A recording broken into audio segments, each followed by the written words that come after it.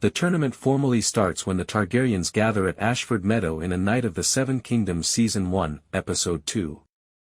Dunc, a squire whose master knight, Ser Arlen, had died, was introduced to us in the previous episode of this Game of Thrones spin-off. With no obvious path forward, Dunc travels to the Ashford Meadow tournament in the hopes of winning there and earning his knighthood. While traveling, Dunc encounters a young lad named Egg, whom he eventually hires as a squire. When Dunc gets to Ashford Meadow, his biggest problem is that he can't prove he was knighted. At the beginning of Episode 2 of A Knight of the Seven Kingdoms, Dunc repeatedly recounts the tale of Ser Arlen in the hopes that a prominent competitor will recall his teacher and attest to Dunc's knighthood. Dunc's dream appears to be lost, though, as the royal Targaryens arrive at Ashford to formally begin the tournament. Daeron II Targaryen rules Westeros during the events of A Knight of the Seven Kingdoms. In Episode 2, Prince Baelor and Prince Mikar, two of this emperor's sons, visit Ashford instead of the ruler himself. While Mikar, his younger brother, is a few steps behind Baelor in the line of succession, Baelor is the heir apparent and the present hand of the king.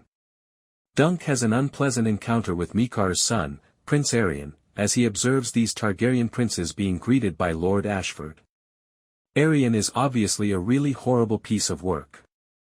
He resembles Prince Joffrey from A Knight of the Seven Kingdoms, a haughty prince who enjoys nothing more than mistreating his inferiors. Aerion was the only one of Prince Mikar's 4 sons to travel in the Targaryen procession to the tournament. Dunc finds a servant's passage leading to Lord Ashford's house in the second episode of A Knight of the Seven Kingdoms. After entering, he finds himself getting closer to the hall where the royal brothers have started to settle in. Dunc learns at this point that Mikar has lost 2 of his kids. During the events of A Knight of the Seven Kingdoms Episode 2, Prince Daeron and Prince Aegon were absent for a day. Dunc overhears Baelor say that Mikar shouldn't have given Daeron the order to compete in the tournament. Given Dunc's size and awkwardness, it should come as no surprise that the Targaryen princes discovered his hiding spot in Episode 2 of A Knight of the Seven Kingdoms. When Mikar gives him the order to reveal himself, Dunc courageously fires his gun. He tells the prospective king that he won't be able to compete until someone can attest to him, but none of the knights in attendance seem to recall Ser Arlen. Dunc's final hope is that Prince Baelor would change. Baelor remembers Dunc's master miraculously. He remembers that although Penetre's Ser Arlen had never won a tournament, he'd never shamed himself either.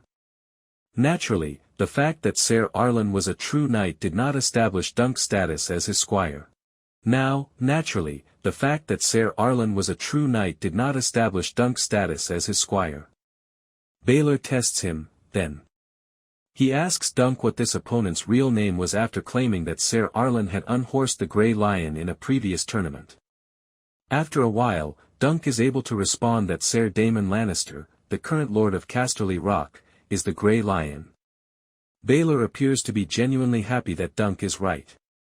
He certifies with the Master of the Games that Dunc is capable of competing and endorses the Hedge Knight. With the approval of the future king of Westeros, Ser Duncan the Tall was unquestionably a genuine Knight of the Seven Kingdoms.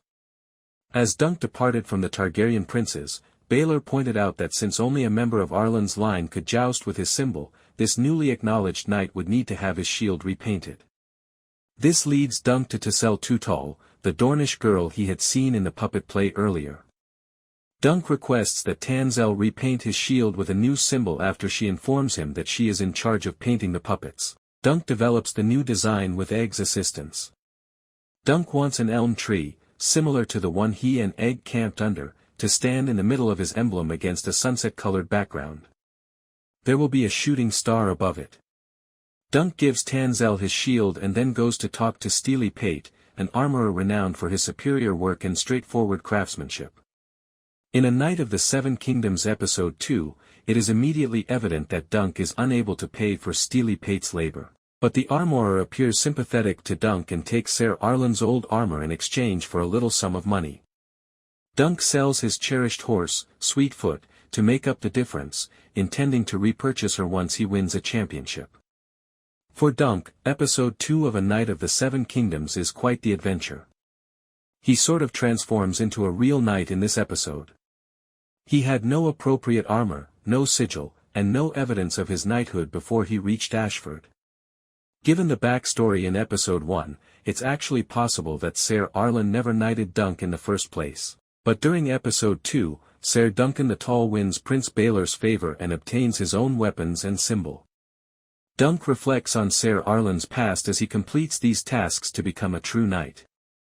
Dunc has a fatherly devotion for his master. But after witnessing the tournament's opening events, Ser Duncan came to the conclusion that he did not wish to emulate Arlen. Dunc is determined to surpass Ser Arlen and become a genuinely great knight as a Knight of the Seven Kingdoms develops. Naturally, the outcome of the Ashford tournament will determine whether or not his dream comes true.